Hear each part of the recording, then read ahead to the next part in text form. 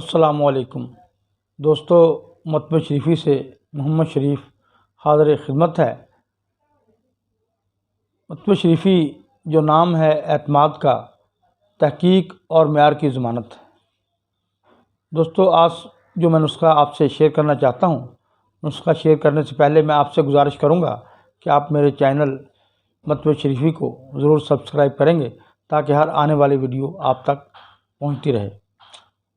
آج جو نسخہ میں آپ سے شیئر کرنا چاہتا ہوں وہ نسخہ بچوں کا بستر پر پیشاب کرنا۔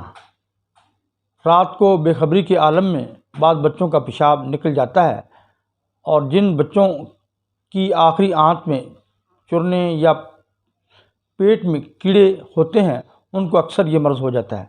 کچھ بچے ایسے ہوتے ہیں جن کے پیشاب میں تیزابیت بڑھ جاتی ہے، اور جس وقت پیشاب مثانہ میں جمع ہوتا ہے تو خراش پیدا کرتا ہے، اس لیے بے ارادہ پیشاب نکل جاتا ہے۔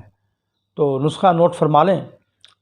صبح معجون کندر 2 گرام پانی کے ساتھ کھلائیں، اور رات کو معجون ماسکل بول 2 گرام پانی کے ساتھ کھلائیں۔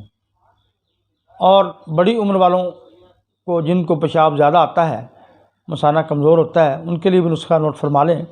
گیرو 10 گرام، کندر 10 گرام سفوف بنا لیں، اور رات کو سونے سے پہلے 2 گرام سفوف معجون فلاسفہ کے ساتھ کھلائیں۔